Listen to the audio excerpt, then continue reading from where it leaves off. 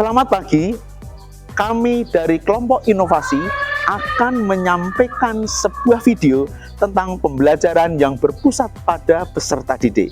Kami dari tim inovasi ini akan melakukan yang terbaik untuk peserta didik kita. Adapun yang berperan dalam pembuatan video ini adalah saya Yunianto dari SD Ujung Menteng 02. Saya Tumini dari SDN Cipayung 01. Saya Yohanes dari SDN Ujung Menteng 02. Saya Sukris Diantoro dari SDN Cipayung 01. Selamat mengikuti, semoga bermanfaat bagi kita semua. Silakan. Selamat pagi Bu Timini. Selamat pagi Pak Yo. Ada Pak Yo ya? Iya Ibu. Ibu bagaimana kabarnya hari ini? Alhamdulillah saya sehat Pak Yo. Pak Yo gimana? Alhamdulillah sehat juga. Ibu bisa Bu menceritakan bagaimana pembelajaran di sekolah Ibu? Oh gitu, jadi pembelajaran di SDN Cipayung 01 itu belum berpusat pada peserta didik. Masih konvensional, guru masih banyak bercerita, anak mendengarkan dengan rapi gitu ya. Saya sih inginnya nggak seperti itu. Inginnya pembelajaran itu berpusat pada peserta didik. Selama ini tantangan apa yang Ibu hadapi? Oh tantangannya ya Pak Yo, tantangannya banyak. Yang pertama adalah mindsetnya guru-guru. Mereka berpikir guru adalah mentor, jadi harus ngasih pengetahuan sebanyak-banyaknya kepada peserta didik. Ya, yang kedua, guru-guru itu masih berorientasi pada materi. Jadi materi aja yang dikejar, materi aja yang disampaikan tanpa memperhatikan prosesnya. Gitu Pak Yo. Jadi proses itu adalah sangat penting. Di dalam proses itulah anak-anak bisa membangun pengetahuannya, mengonstruksi pengetahuannya kepada pikirannya. Jadi anak mengalami sendiri, anak bereksperimen, sehingga dia mendapat pengalaman belajar sendiri. Ya, tidak semua harus dijejalkan oleh guru, semua harus dari guru. Yang ketiga adalah guru itu mengejar nilai. Nilai anaknya yang belum bagus, mereka panik tuh ngadain kegiatan remedial supaya anak-anaknya nilainya bagus. Padahal nggak seperti itu, bukan nilai orientasi kita, tetapi sekali lagi orientasi kita adalah proses.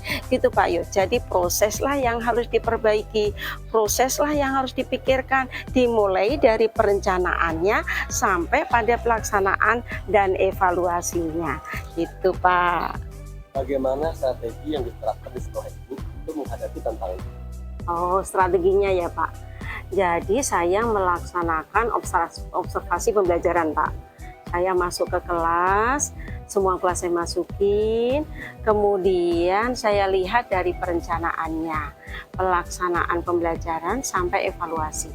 Dengan begitu saya mengetahui guru-guru sudah melaksanakan pembelajaran yang berpusat pada peserta didik atau tidak. Sedangkan yang kedua, diadakan workshop Pak. Di rapor pendidikan SDN Cipayung 01 tahun 2023 itu yang nilainya agak rendah, yaitu tentang metode-metode pembelajaran yang dilaksanakan oleh guru.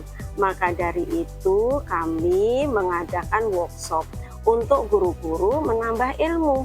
Tentang apa workshopnya? Yaitu tentang metode-metode pembelajaran dan pengelolaan pembelajaran. Sedangkan kami juga mengadakan kegiatan evaluasi pembelajaran yang sekarang disebut Kombel. Itu sudah saya laksanakan jauh-jauh hari sebelumnya ya. Pelaksanaannya setiap hari Jumat.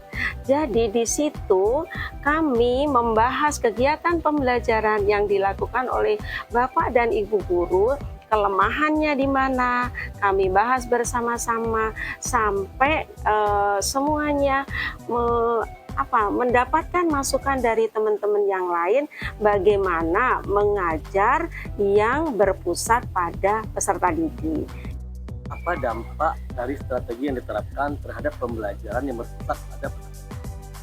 Oh, dampaknya ya Pak, atau hasilnya. Jadi banyak banget perubahan. Yang tadinya guru-guru kami masih 50% nih yang melaksanakan pembelajaran yang berpusat pada peserta didik.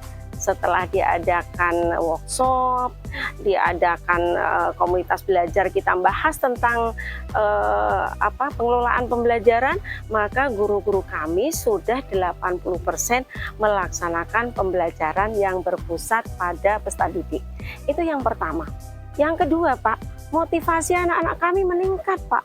Mereka senang, gembira, antusias dalam belajar. Yang tadinya diem, tangan dilipat, mendengarkan guru ngomong ya, jadi mentor, sekarang anak-anak aktif bergerak, aktif bertanya, aktif menjawab, sehingga anak-anak termotivasi. Anak-anak senang banget dalam belajar.